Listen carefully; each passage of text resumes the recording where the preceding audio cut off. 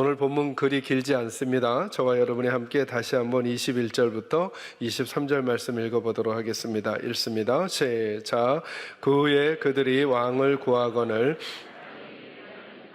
기스의 아들 사울을 40년간 주셨다가 패하시고 다윗을 왕으로 세우시고 증언하여 이르시되 내가 이새의 아들 다윗을 만나니 내 마음에 맞는 사람이라 내 뜻을 다 이루리라 하시더니 하나님이 약속하신 대로 이 사람의 후손에서 이스라엘을 위하여 구주를 세우셨으니 곧 예수라. 아멘. 아멘. 저는 성경 말씀을 읽으면 어떤 부분을 읽었든지 일단 그 부분에 어떤 것이 기록되어져 있는지를 나름대로 요약합니다.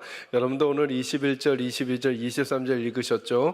이 내용을 몇 가지로 요약할 수 있습니다. 제게는 세 가지가 보입니다. 그 중에 하나는 하나님께서 지난 40년 동안 사울이라고 하는 사람을 쓰셨는데 이제 사울을 하나님이 버리고 계신다는 얘기.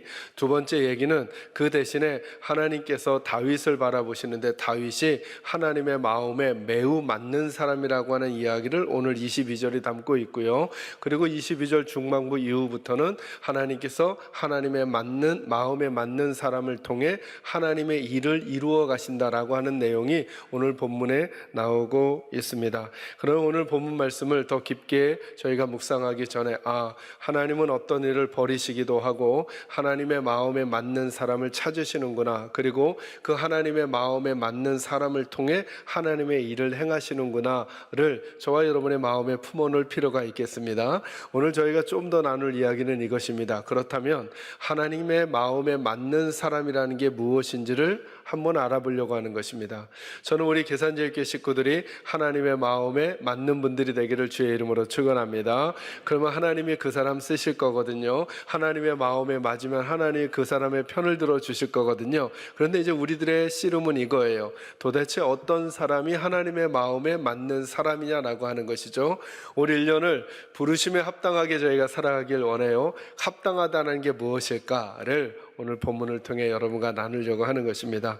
세 가지 정도로 여러분과 좀 구분해서 나눠드리도록 하겠습니다. 22절 말씀 먼저 한번 읽어볼까요? 읽습니다. 시작.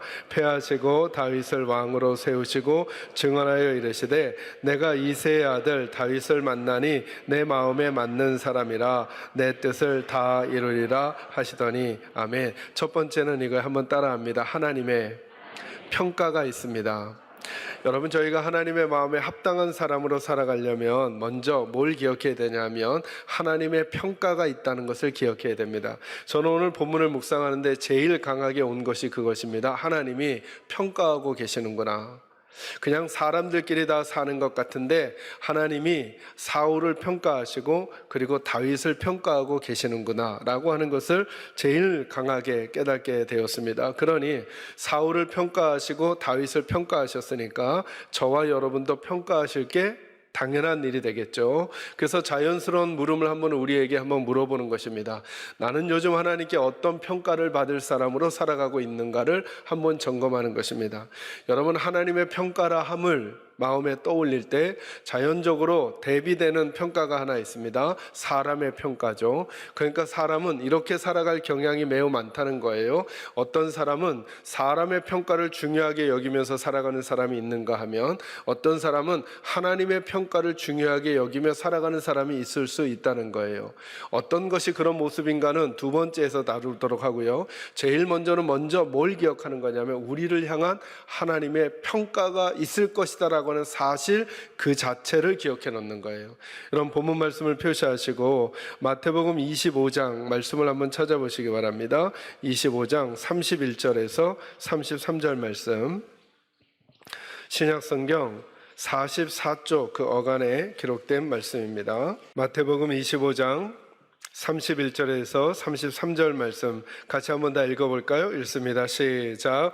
인자가 자기 영광으로 모든 천사와 함께 올 때에 자기 영광의 보좌에 앉으리니 모든 민족을 그 앞에 모으고 각각 구분하기를 목자가 양과 염소를 구분하는 것 같이 하여 양은 그 오른편에 염소는 왼편에 두리라. 아멘. 여러분, 이 말씀은 예수님이 직접 하신 말씀이거든요. 예수님이 뭐라고 말씀하세요? 31절 20절 말씀에 인자가 자기 영광으로 모든 천사와 함께 올 때에 자기 영광의 보좌에 앉으리니, 이 말씀은 마지막 때를 가리키는 거예요. 예수님이 당신의 입으로 직접 말씀하셨어요. 예수님이 재림하시는 날이 올 거라는 거예요. 마지막이 있을 거라는 거예요.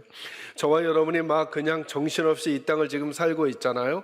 이 땅을 살다 보면 어떤 생각이 드냐면 이 세상이 전부인 것 같고 지금 내게 벌어지는 일이 전부인 것 같은 마음이 들 때가 있어요. 그런데 하나님은 우리에게 무엇을 기억하며 살아가라고 말씀하시느냐 하면 마지막 때가 있을 거라는 걸 먼저 기억하라는 거예요. 마지막 때가 분명히 있습니다. 그래서 하나님 우리에게 이렇게 말씀해 주시는, 그러니까 마지막이 있다라고 하는 것은 주님이 우리에게 경고하시는 말씀이 아니라 도리어 우리에게 기회를 주고 계시는 거죠. 지금을 어떻게 살라고요? 지금을 하나님 앞에서 살라고 말씀하시는 거예요. 이 음성을 듣게 되는 지혜가 저와 여러분에게 있기를 간절히 소망합니다. 그런데 그 마지막에 어떤 일이 있다고 말씀하세요? 32절과 33절, 모든 민족을 그 앞에 모으고 각각 뭐 할 거라 그러셔요?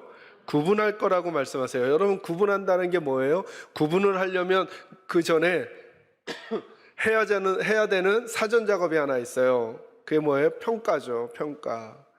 평가를 해야 구분을 하죠. 주님이 우리 분명히 평가하실 거라는 거예요. 그래서 어떤 이들은 양으로, 어떤 이들은 염소로 그 목자가 잘 구분을 해내듯이 주님께서도 저와 여러분 모두 다 지금 똑같이 믿음 생활하고 있는 것 같지만 이 중에 누구는 양으로, 이 중에 누구는 염소로 구분이 될 거라는 거예요. 이 말씀 오해하시면 안 돼요. 우리들끼리 누가 양이고 누가 염소인지 찾으면 안 된다고 거듭 전화가 와요. 찾지는 말라는 거예요. 그런 거 하지 말라는, 그건 누가 할 거라고요? 하나님이 하실 거라는 거예요. 대신 이 생각은 하고 있어야죠. 나는 뭐가 되면 안 되겠어요?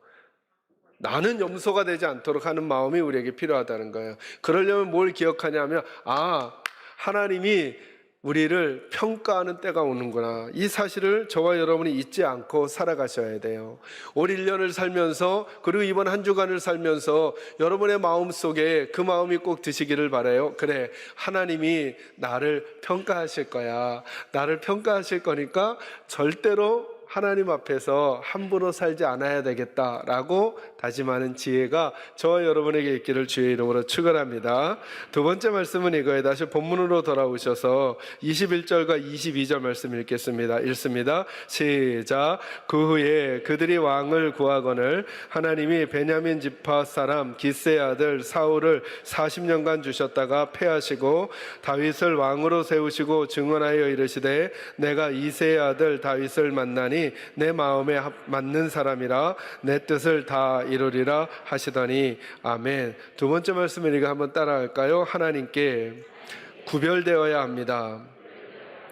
여러분, 여기 보면 하나님께서 이렇게 말씀하세요. 사울을 40년간 왕으로 세우셨다가 그를 패하시고는 다윗을 왕으로 세우시는데, 그 세우시면서 하시는 말씀이 뭐냐면 다윗은 내 마음에 뭐한 사람이라고요? 마음에 맞는 사람이래요. 옛날 성경 번역에는 뭐라 그래요? 내 마음에 합한 사람이다, 이렇게 말했어요. 그러니까 하나님의 마음에 합당한 사람이었다는 거예요. 여러분, 하나님의 마음에 맞는 사람이라는 게 뭐예요? 저는 그 전에 이 마음이 드는 거예요. 하나님이 이렇게 딱 보시더니 이새의 자녀들이 여럿 있었는데 여럿 중에 하나님의 마음에 맞는다는 게 뭐냐면 다윗이 딱 구별되더라는 거예요. 많은 사람 봤어요. 많은 자녀들 봤어요. 하나님의 마음에 맞다라고 하는 건 뭐냐 하면 하나님께 구별되는 거예요. 이걸 제가 쉬운 말로 여러 가지로 한번 표현해 봤어요. 하나님이 옆에 두고 싶은 사람, 하나님이 좋아하는 사람, 하나님이 쓰시기에 편한 사람, 함께 있으면 마음이 즐거운 사람, 함께 있으면 힘이 되는 사람, 이게 하나님께 마음에 맞는 사람인 거죠. 여러분, 이게 어떤 느낌일지를 생각하시면 여러분이 사람 지도자와의 관계를 생각하셔요. 여러분이 지도자가 되셔도 되고 여러분이 지도자에게 쓰임받는 사람이 되셔도 돼요. 여러분의 지도자에게 여러분의 지도자가 여러분을 옆에 두고 싶은 사람인가 아닌가. 만약에 여러분의 지도자가 여러분을 옆에 두고 싶지 않잖아요. 여러분은 그분 마음에 맞는 사람 아니에요. 그가 여러분 구별하고 있지 않아요. 반대로 여러분은 어떤 사람을 쓸 때 어떤 사람이 여러분의 마음에 맞나요? 여러분의 마음에 편한 사람, 옆에 두면 기분이 좋은 사람, 일을 하면 그 일을 같이 힘있게 같이 해주는 사람, 일에 쓰기에 좋은 사람. 맞죠? 여러분, 하나님의 마음에 맞다라고 하는 게 뭘까요? 어렵거나 심오하지 않아요. 하나님께서 구별하시는 사람이 되는 거예요. 근데 그것을 어떻게 하나님이 구별하시는가? 사울과 다윗을 통해 설명해 주는 거예요. 사울은 언제부턴가 하나님의 마음에 맞지 않다는 거예요. 왜 하나님의 마음에 맞지 않은가? 그는 하나님의 평가를 받으려고 하지 않고 자꾸 사람의 평가를 받으려고 하는 거예요. 그래서 여러분, 이 말씀이 사울 때문에 생긴 거 여러분 아세요? 순종이 뭐보다 낫다고요? 제사보다 낫다. 이게 누구 때문에 생긴 말이냐 하면 사울 때문에 생긴 거예요. 왜 사울은 제사를 드렸는데도, 여러분 제사라고 하는 게 하나님 앞에 드리는 거잖아요. 그런데도 하나님께서 그 제사를 드린 사울을 향해 뭐라 그랬냐면 순종하는 것이 제사 드리는 것보다 나아 그랬어요. 그러니까 이거죠. 사울은 제사를 하나님 때문에 드린 게 아니라 사람들 때문에 드린 거예요. 왜요? 자기가 국가 지도자인데 하나님의 선지자가 오기로 한 시간까지 오지 않는 거예요. 그러면 그런 때라도 하나님이 날 어떻게 평가하실까를 생각하면서, 맞아, 그래도 제사는 하나님의 제사장이 드려야지, 선지자가 올 때까지 기다려야지 하나님의 질서를 붙들어야 되는데, 그는 그 순간 누구를 봤냐 하면 자기를 따르고 있는 백성들을 본 거예요. 이 사람들이 이 문제를 해결하지 못하는 나를 뭐라고 말하겠어? 라고 생각하면서 그는 선택해버렸어요. 하나님보다 사람의 평가가 더 중요해. 그래서 사람의 평가를 가지고 자기가 제사를 드려버려요. 하나님 뭐라 그러셨냐 하면 적들과 싸워서 아주 좋아 보이는 것들이라도 그것들을 다 생명을 멸해야 된다 그랬어요. 그래서 아무리 좋은 양, 아무리 좋은 염소, 아무리 좋은 송아지도 다 멸하라 그랬거든요. 그런데 사울이 남겨놓아요. 왜 남겨놓는지 아세요? 그 전리품을 가지고 그는 이렇게 말해요. 이 좋은 것들을 하나님께 제물로 드리려고 했다는 거예요. 아니, 하나님께서 하지 말라고 한 것을 하면서 하나님의 이름을 거론하는 거예요. 그래도 싫다는 거예요, 하나님은. 왜? 사울의 마음을 알았기 때문이에요. 그는 그 좋은 것을 가지고 자기들의 공신들에게 전리품으로 나눠주고 싶었던 거죠. 또 하나, 내가 이렇게 많은 전리품을 가지고 왔다라고 하는 것을 사람들 앞에 보여주고 싶은 마음이 그 속에 있었음을 하나님 알고 계시는 거예요. 그 싸움은 하나님의 싸움이신지라 하나님 말씀하신 대로, 하나님 결론 지는 대로 매듭을 지어야 되는데, 그는 하나님께 드리겠다라고 하는 말만 가지고 있었지 정작은 자기를 드러내려고 하는, 사람들 앞에서 자기를 높이려는 사람들의 평가에 마음이 빼앗겨버린 사람이 되어버렸어요. 그때 하나님은 그를 구별하지 않으셨어요. 그런데 다윗은요, 다윗은 참 희한한 인생을 살게 되었어요. 다윗은 왕으로 기름 부으심을 받잖아요. 설명드렸죠. 왕이 될 때까지 10수년 동안을 도망자의 삶을 살아요. 근데 그 도망자의 삶을 살게 되는 가장 큰 원수가 누구냐면 이 사울 왕이에요. 근데 이 사울 왕을 2번씩이나 죽일 만한 기회가 있었거든요. 그런데 안 죽여요. 그림이 이상해요. 다윗이 있고 사울이 있는데 다윗 주변에 있는 사람들은 뭐라 그러냐 하면 자꾸 말하는 거예요. 왜 사울 왕을 안 죽이냐는 거예요. 죽이면 우리의 도망자의 삶이 끝날 텐데. 근데 다윗은 그들을 바라보는 게 아니라 누구를 바라보냐 하면 하나님의 평가를 바라봐요. 하나님께 기름 부음 받은 자를 내 손으로 죽일 수는 없다는 거예요. 옆에 있는 사람들은, 여러분 오늘날 전쟁과 달라서 옛날의 전쟁은 장군들끼리 딱 만나가지고 둘이 싸워서 이쪽이 져버리면 이쪽이 그냥 이기는 거예요. 그래서 여러분 다윗과 골리앗의 싸움에서도 마찬가지잖아요. 골리앗이 딱 쓰러지는 순간 블레셋 사람들이 공격 안 하잖아요. 왜? 이미 졌다라고 생각하는 거거든요. 그러니까 사울 왕만 죽이면 되는 건데, 그러니까 그의 스탭들이 뭐라고 말하느냐 하면, 아니 다윗이요, 당신 때문에 우리가 이렇게 도망자의 삶을 같이 하고 있는데, 당신 때문에 우리가 목숨을 걸고 가정을 걸고 우리의 운명을 걸고 같이 하는데 저 사울만 죽이면 이거 끝인데 왜 안 죽입니까? 라고 할 때 다윗은 사람들의 평가에 마음이 흔들리지 않아요. 안 됩니다. 하나님이 기름 부으신 자를 제가 죽일 수는 없습니다 하고 죽이지 않아요. 왜요? 그는 하나님의 평가가 더 중요했던 사람이에요. 그러니까 하나님께 구별이 되는 거죠. 더 재밌는 얘기가 있어요. 사울 왕이 마지막 죽어갈 때 죽은 줄 알았는데 아직 목숨이 붙어 있었나 봐요. 지나가던 어떤 병사가 마지막 숨을 다 끊고 와서 자랑한 거예요. 다윗에게. 누가 사울을 죽였다고? 내가 죽였다고. 왜 그렇게 말할까요? 다 알고 있는 거예요. 다윗에게 철천지 원수는 사울이라고. 근데 그 사울을 내가 죽였으니까 다윗에게 뭐 받으려고요? 포상금 받으려고. 그랬더니 다윗이 이렇게 말해요. 네가 하나님의 기름 부으신 자를 죽였으니 내가 너를 그대로 둘 수 없겠다 하고 그를 곤란한 상황에 처하게 만들어요. 다윗은 참 희한하죠. 왜 그런 행동을 취할까요? 그는 사람의 평가보다 누구의 평가가 더 중요했으니까요. 하나님의 평가가. 여러분과 저에겐 어때요? 누구의 평가가 더 중요해요? 여러분 옆에 있는 분들, 여러분의 지인들, 여러분의 동료들, 여러분을 편들어주는 사람들의 평가여요? 아니면 하나님의 평가여요?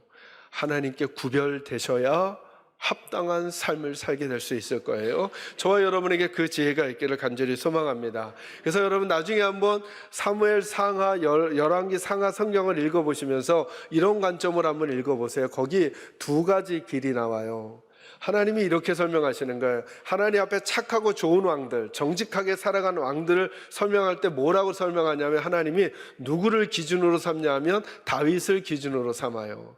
예를 들어 요시아 왕이 하나님 앞에 정직하게 행하여, 그 다음 표현이 이거예요. 다윗의 길로 갔다, 이렇게 말해요. 다윗의 길로 갔다. 근데 하나님 앞에 아주 악하고 나쁘게 살았던 왕들을 설명할 때는 하나님이 또 다른 사람을 기준으로 세워요. 그 사람이 누구냐면 여로보암이라고 하는 사람이에요. 이렇게 설명해요. 그들이 하나님 앞에 악을 행하여 여로보암의 죄를 범했다, 이렇게 말해요. 여러분, 여로보암이라는 사람은 어떤 사람인 줄 아셔요? 이스라엘 나라가 총 12지파잖아요. 근데 솔로몬 다음에 아들이 왕이 될 때 너무나 무능해가지고 거기에 반란이 막 일어났어요. 그런데 대부분의 지파들이 누구를 따라가냐면 이 여로보암이라고 하는 사람을 따라가서 왕으로 섬겨요. 그게 북쪽의 이스라엘이에요. 그러니 여러분, 여로보암은 인간적으로 보면 어떤 사람이에요? 정치력이 좋은 사람. 여로보암은 인간적으로 보면 어떤 사람이에요? 군사력이 좋은 사람, 사람의 마음을 얻을 줄 아는 사람, 사람들을 이끌어낼 줄 아는 사람, 그리고 무엇인가 일을 도모할 줄 아는 사람이에요. 그런데 누구에게는 아무런 영향을 주지 못하냐면 하나님께는 그의 그 삶은 평가의 대상조차도 되지 않는다는 거예요. 그래서 그 뒤에 나쁜 인생을 살아가는 왕들을 설명할 때 하나님이 이 여로보암을 뽑아요. 그래서 그들이 모두 다 여로보암의 길로 행했다, 이렇게 말해요. 선한 길을 살아간 사람들에겐 다윗의 길로 행했다. 잠시 뒤에 좀 더 설명하겠지만 그럼 다윗은 100점짜리라서 그럴까요? 그렇지 않아요. 다윗이 가지고 있었던 하나님 앞에 합당했던 모습이 있던 거예요. 그게 뭐냐면 하나님께 자꾸 구별이 되는 거예요. 100점이고 온전해서가 아니라 구별이 되는 거예요. 그가 하는 말, 행동, 마음, 태도가 하나님께 구별이 되는 거예요. 어렵지 않아요, 성도 여러분? 여러분도 한번 여쭤보세요. 나는 지금 내가 먹고 있는 이 마음, 태도, 자세, 행동이 하나님께, 하나님의 눈에 뜨이며 구별되는 사람인가 점검하는 지혜가 있기를 주의 이름으로 축원합니다. 마지막 세 번째는 이거예요. 22절, 23절 같이 읽겠습니다. 시작. 패하시고 다윗을 왕으로 세우시고 증언하여 이르시되 내가 이새의 아들 다윗을 만나니 내 마음에 맞는 사람이라 내 뜻을 다 이루리라 하시더니 하나님이 약속하신 대로 이 사람의 후손에서 이스라엘을 위하여 구주를 세우셨으니 곧 예수라. 아멘. 세 번째 따라합니다. 하나님과 같은 방향이어야 합니다.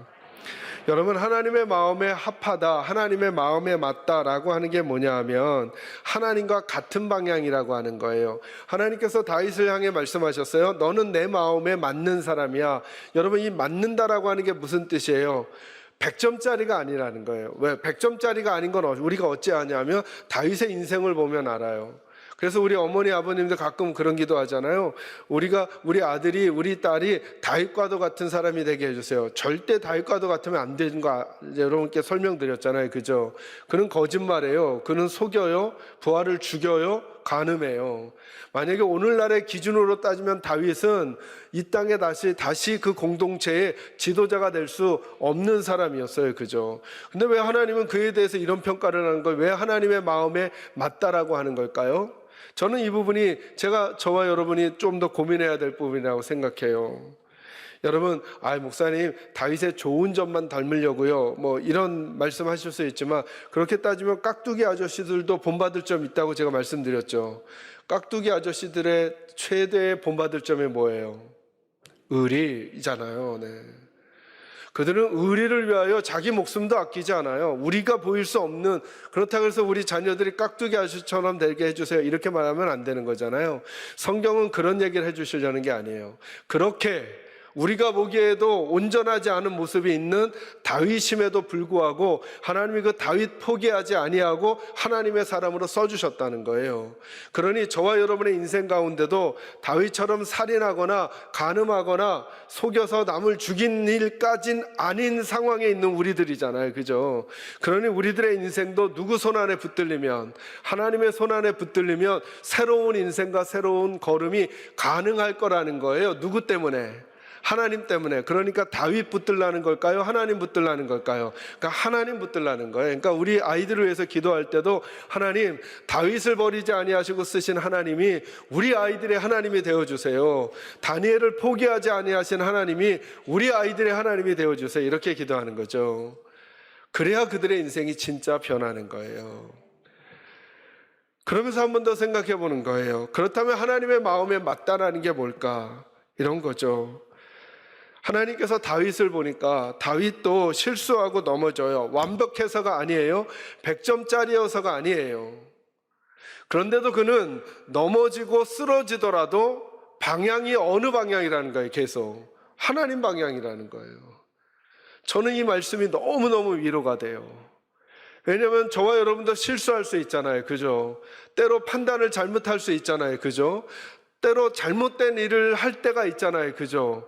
그런데 그게 하나님과 다른 방향으로 서 있으려고 한 게 아니라 하나님과 같은 방향으로 가려고 하는데 내가 연약하거나 부족하거나 아직은 믿음이 성숙하지 못해서 벌인 실수와 부족과 죄라면, 그런데도 불구하고 하나님 쪽을 향해서만 있다고 한다면 하나님이 우리를 향해 누구 마음에 맞다라고 하신다는 거예요. 하나님 마음에 맞다라고 말해 주실 거라는 거예요. 그러니 참 희한하죠. 하나님의 반대편에 있는 사람은 하나님이 보시기에 좋은 일을 할 때가 있을 수는 있어요. 그런데도 그는 하나님께 뭘 보이고 있어요? 등을 보이고 있는 거예요. 이 사람을 하나님은 하나님의 마음에 맞다 하지 않아요. 아무리 훌륭해 보이는 일을 해도, 아무리 그럴듯한 일을 해도. 저와 여러분은 항상 넘어지기도 하고 쓰러지기도 하겠죠. 그러나 계속 우리들은 하나님을 향해 걸어가야죠. 다시 넘어지더라도 툭툭 털고 일어나서, 남들보다 좀 뒤처져 있더라도 다시 툭툭 털고 일어나서 하나님 방향으로 걸어가는 믿음의 모습을 하나님이 하나님의 마음에 맞다 이렇게 말씀하시는 거예요. 그리고 하나님은 그 사람들을 통해 하나님의 일을 행하실 거예요. 우리들을 하나님께로 걸어 나가게 하지 못하는 여러 가지 일들이 생길 수 있어요. 때로는 물질의 문제가, 가정에 찾아온 질병의 문제가, 계획했던 일들이 안 되는 일들이, 소원했던 일들이 소원대로 이루어지지 않는 상황들이 벌어질 때, 그럴 때 사람들이 움찔거리면서 하나님 앞으로 가는 게 아니라 뒤로 물러나거나 방향을 트는 일들이 많다는 거예요. 근데 다윗은 그러지 않았다는 거예요. 그는 원수가 자기를 괴롭히고 혹은 자기의 연약함으로 자기가 주저앉고 그리고 두려운 상황이 있더라도 자기가 죄를 범했음에도 불구하고 그 죄 때문에 나 이제 하나님 앞에서 안 살아 하고 막 산 게 아니라 그거 가지고 하나님 앞에 씨름하고 또다시 하나님을 향해 걸어나가고, 적들이 자기를 죽이려고 하고 방해물이 많이 있다고 할지라도 그것 때문에 사람들에게 시선을 빼앗기지 않고 다시 하나님께 걸어가려고 했던 그 모습이 있었다는 거예요. 그게 하나님의 마음에 맞았다는 거예요. 여러분의 요즘 방향은 어느 쪽이셔요? 하나님 쪽이셔요? 사람 쪽이셔요? 무엇이 여러분을 가장 강하게 움직이는 힘이셔요? 저는 바라기는 우리 사랑하는 계산제일교 식구들과 우리 교회가 방향이 하나님 방향이 되기를 주의 이름으로 축원합니다. 조금 연약하더라도, 조금 부족하더라도, 조금 실수했더라도 다시 뒤로 물러서거나 방향을 다른 데로 틀지 마시고, 우리들의 항상 믿음의 시선은 하나님만을 바라보면서 다시 무릎에 묻은 흙을 털어내고, 그리고 하나님 앞에 잘못했던 거 다시 토해내고, 그리고 하나님 앞에 바른 방향으로 걸어갈 수 있는, 그래서 하나님의 마음에 합한 사람, 그래서 끝내 하나님이 나는 네가 내 옆에 있는 게 좋아, 난 널 쓰는 게 좋아, 난 너와 함께 있으면 행복해 라고 말할 수 있는 사람들이 저와 여러분이 될 수 있기를 주님의 이름으로 축원합니다.